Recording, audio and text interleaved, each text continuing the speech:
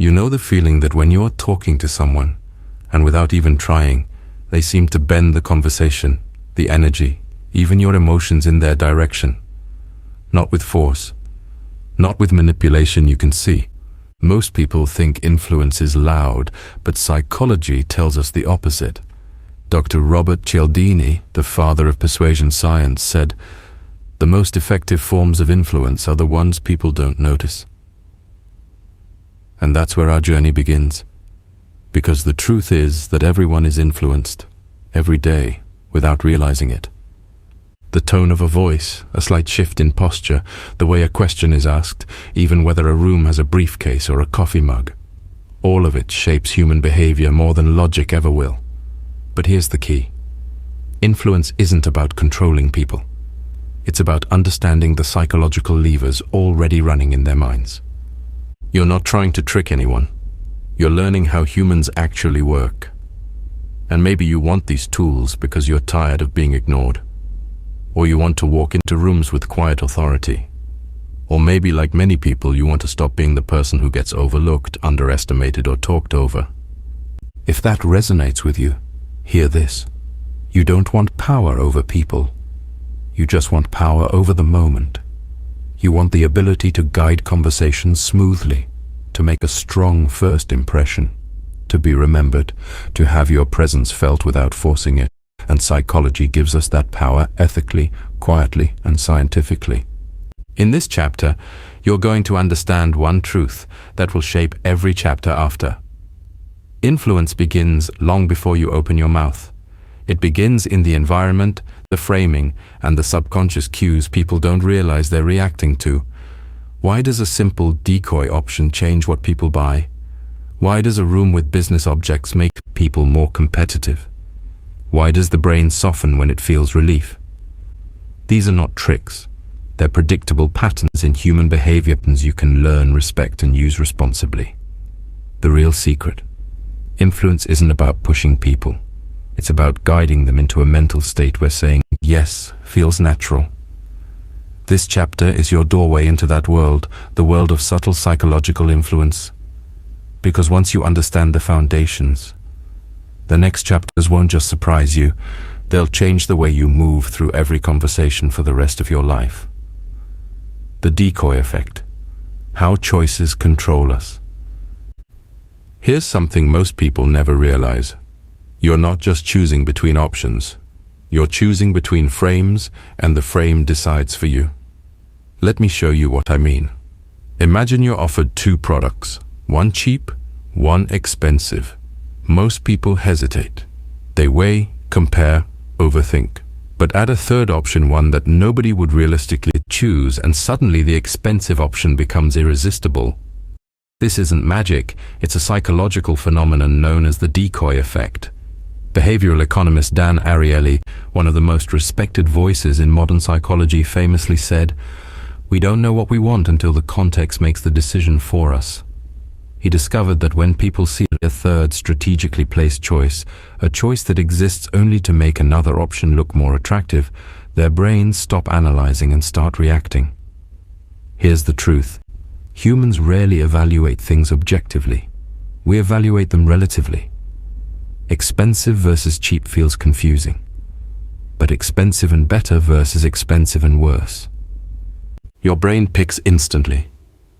Why does this matter for influence? Because the decoy effect proves something incredibly important. People think they're deciding freely. But most decisions are shaped by the way the options are arranged. Advertisers use it, restaurants use it, politicians use it, airlines use it. Every persuasive system in the world uses it.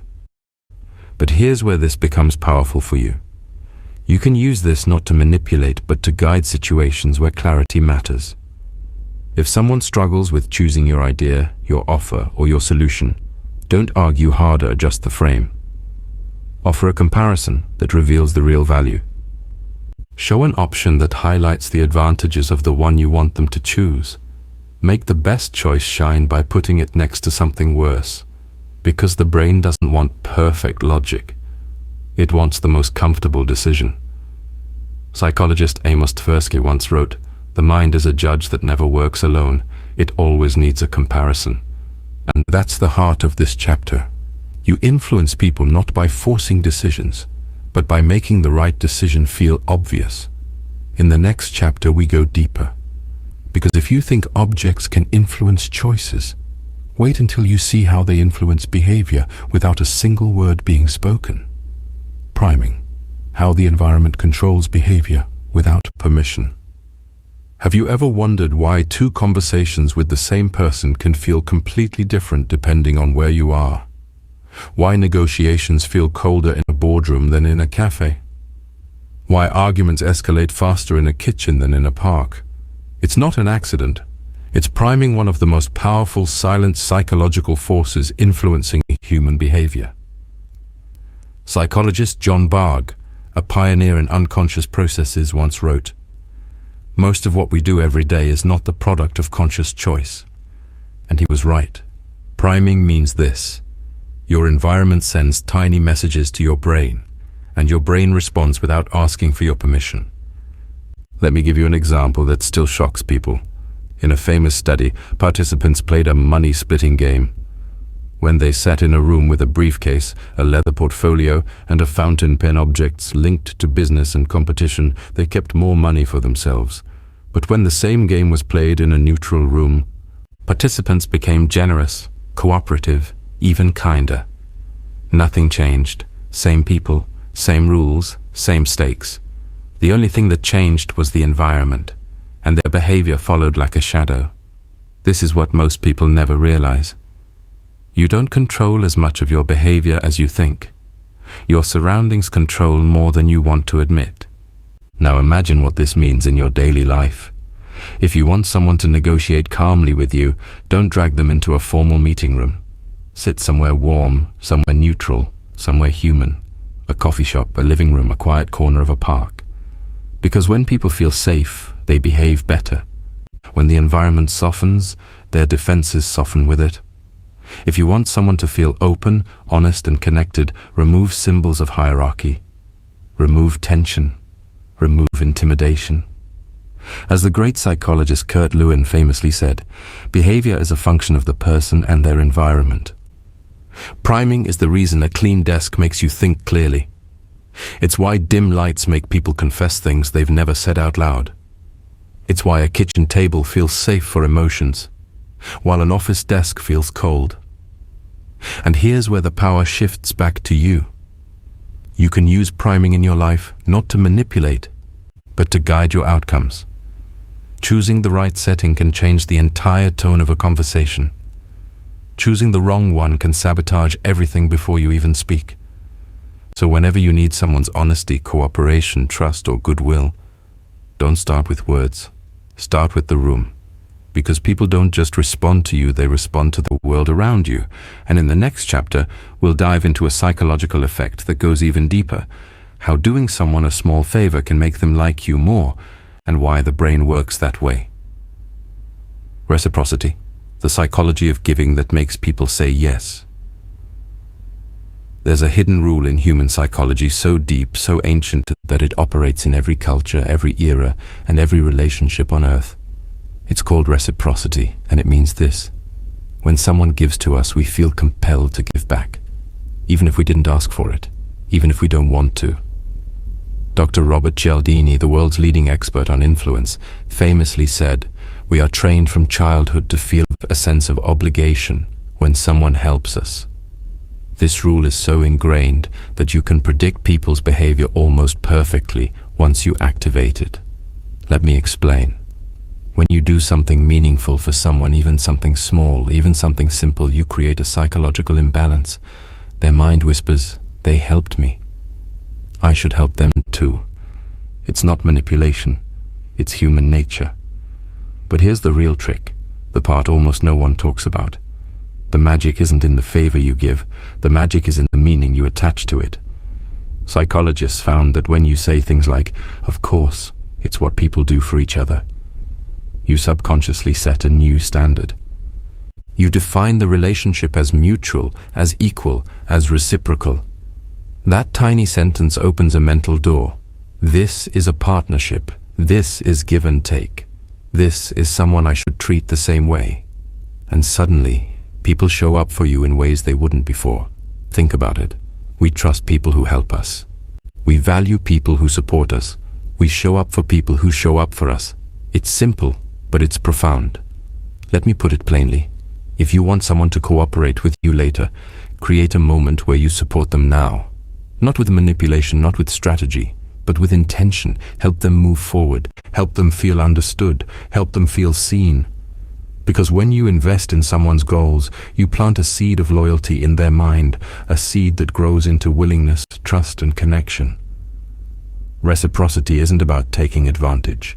It's about understanding human psychology so deeply that you can create relationships built on fairness, respect, and genuine exchange. The chameleon effect. How mirroring makes people feel instantly connected. There's a moment in every conversation where something shifts, where a stranger becomes warm, a colleague becomes comfortable, and a guarded person begins to open up. That moment usually happens because of one powerful psychological effect. Mirroring, also called the chameleon effect. Psychologists Chartrand and Bargh discovered something remarkable. When someone subtly reflects our body language, tone, or rhythm, our brain feels safe, seen, understood. And here's the wild part. Most people never notice it's happening. This isn't manipulation, it's biology. Humans are wired to trust what feels familiar, and nothing feels more familiar than ourselves. When someone leans in slightly, and you lean in a few seconds later, when they speak softly, and your voice naturally softens, when they sit relaxed, and your posture mirrors that ease, their subconscious whispers, "I like this person. I don't know why, but I do." Dr. Rick Van Baren, a leading researcher on behavioral mimicry, says, "People who are mirrored feel more empathy and act more generously." Think about the power in that. You don't have to tell people you understand them. You can show them quietly through presence and alignment. But here's the trick. You don't copy, you calibrate. Mirroring should feel invisible, natural, subtle, never forced. It's about matching energy, not mocking behavior. If someone talks fast, you gently speed up. If they're calm and reflective, you slow down. If they're expressive with their hands, you loosen your gestures. If they're reserved, you soften your presence. It's emotional harmony, not imitation. And the reason it works so powerfully is simple. We all carry an internal radar that searches for my people, those who make us feel at ease. Mirroring quietly signals, "You're safe with me. I get you. We're aligned." And once people feel aligned with you, they become more open, more cooperative, and more willing to trust. You're no longer someone in their environment, you become someone in their tribe.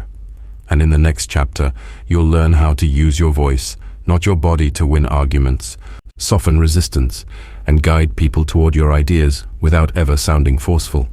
The speed effect, how changing your pace changes people's minds. Here's a secret most people will never hear.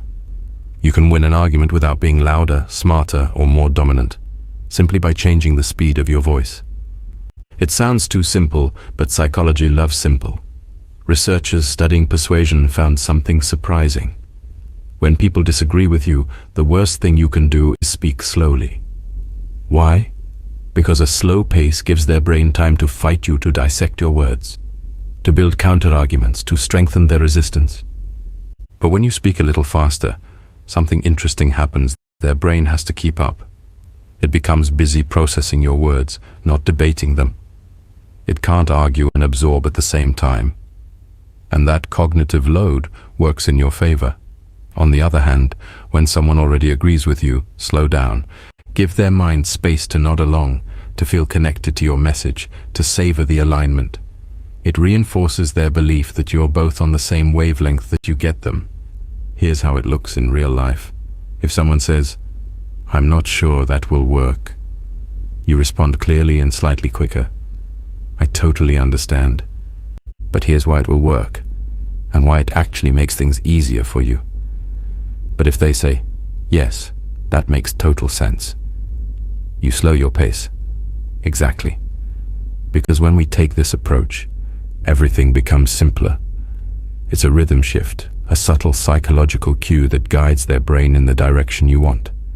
Dr. John Antonakis, a leading expert in communication science, puts it simply: influence is not just what you say, but how you deliver it.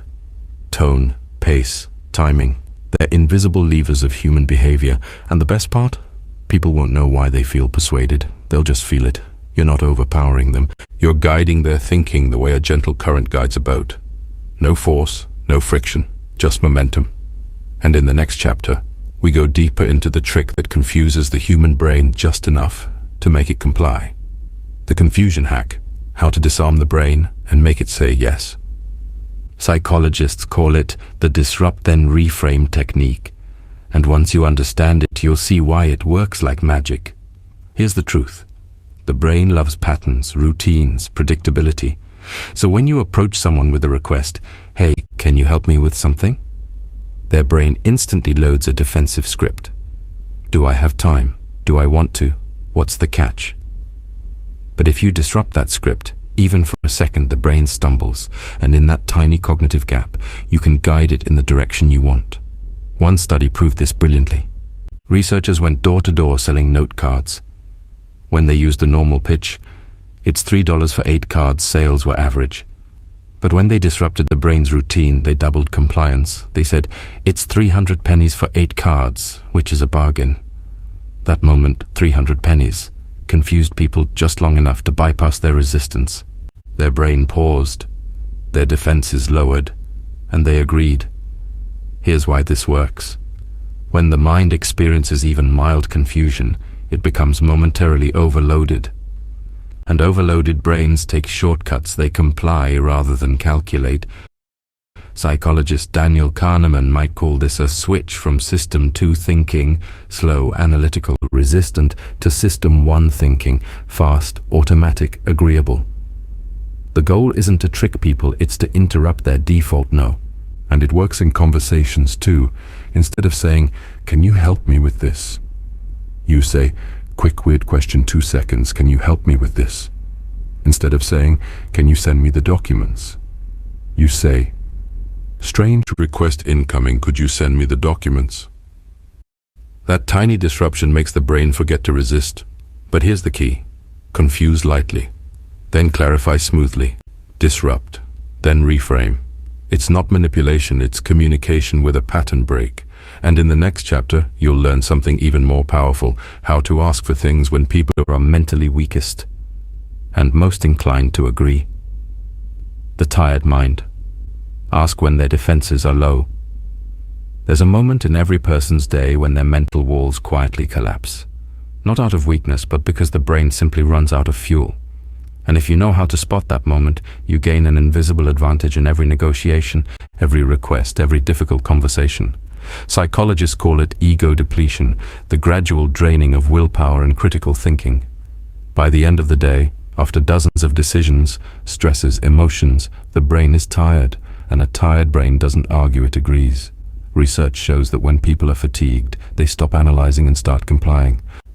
So imagine the average person, your coworker, your partner, your friend, your boss. When they're tired, their mind switches from, "Let me think about this," to "fine, whatever."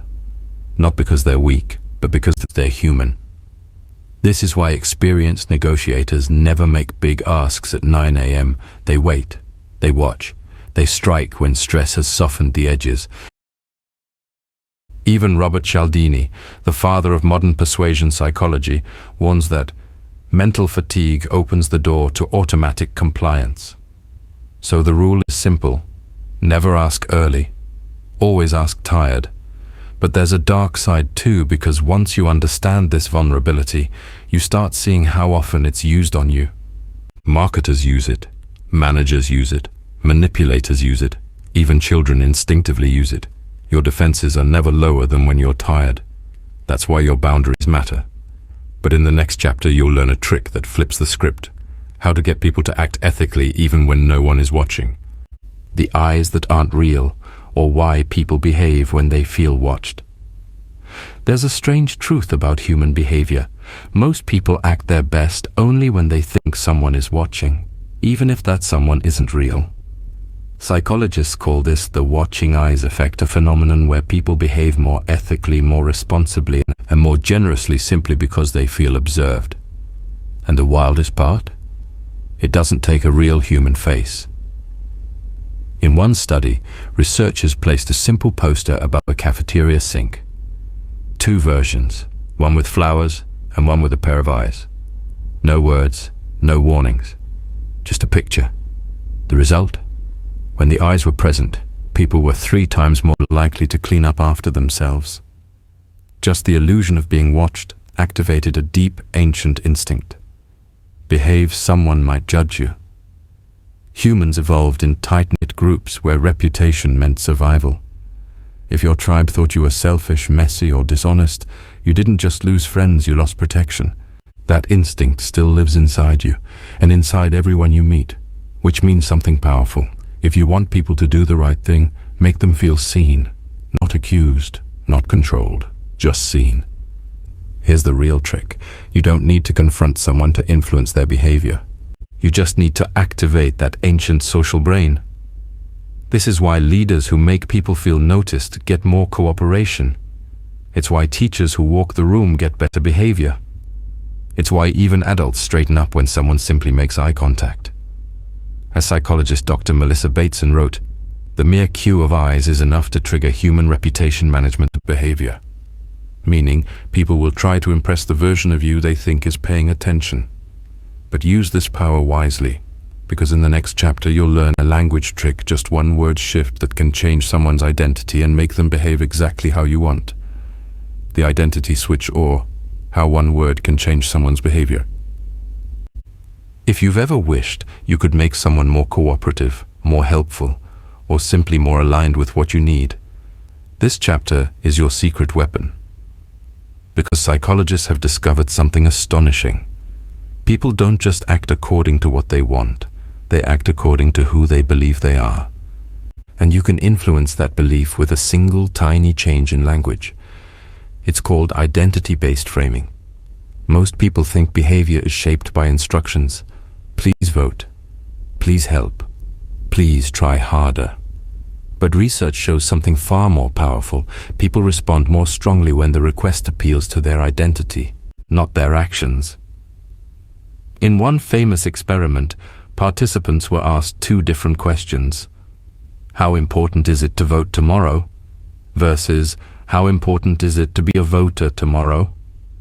One small word swap, one massive difference.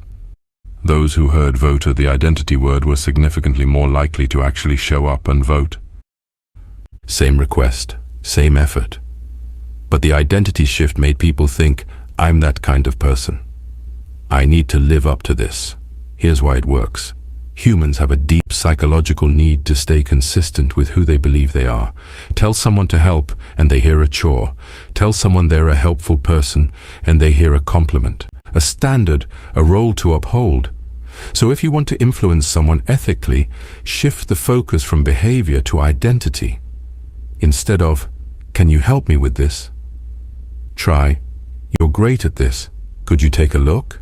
Instead of, can you be honest with me? Try, I trust your honesty, what do you think? Instead of, try to be more patient. Try, you're usually so patient, what's your take on this? It's subtle, it's soft, and it's incredibly effective. As Stanford psychologist Gregory Walton explains, inviting people to see themselves as the kind of person who engages in a behavior is more motivating than asking them to engage in the behavior itself. Identity is the strongest psychological lever we have. Because people don't want to break rules, but they especially don't want to break the image of who they believe they are. And once you learn to frame your requests around identity instead of effort, you stop pushing people and start pulling them. You stop begging for cooperation and start inspiring it. The fear relief window, or how to influence people when their guard drops. There's a strange moment in human psychology, a moment most people never notice, but once you understand it, you'll see it everywhere. It's the fear relief window. Psychologists have long known that when someone goes from tense to relieved, their brain enters a softer, more compliant state. Why? Because fear consumes cognitive resources. Relief drains the rest, and what's left is a mind that's simply too tired to resist. In one famous study, an invisible police whistle sounded while people crossed the street. Nothing happened. No consequences, just a moment of fear, followed by relief. Seconds later, a researcher approached and asked them to fill out a questionnaire. Those who heard the whistle were far more likely to comply than those who weren't startled at all. Their brains were still rebooting, their focus was scattered, their defenses were lowered. This trick isn't about scaring people, it's about understanding timing. Because after fear dissolves, people crave stability, harmony, and simplicity. They're more open to suggestions that restore that sense of balance. So how do you use this ethically? Not by manufacturing fear, but by recognizing natural moments of tension and relief and placing your request gently right afterward. For example, someone just finished a stressful task, that's your moment. They were nervous before a presentation, and now it's over, that's your window. They've been worried about an outcome and just heard the good news. This is where influence becomes effortless. But here's the ethical key. You're not exploiting fear. You're stepping in after fear has passed, when their mind is naturally more flexible. Think of it as emotional aikido. You're using the moment's energy, not forcing your own. Because when the nervous system relaxes, the brain wants direction, it wants closure, it wants to latch onto something steady. In that moment, a calm voice, a clear request, or a simple suggestion can feel like a lifeline. People follow certainty right after uncertainty. Psychologist Daniel Gilbert famously said, "Human beings are prediction machines. When the future feels shaky, we cling to the nearest sense of order. Be that sense of order, and people will naturally move with you." This is not to be abused, it is to be understood.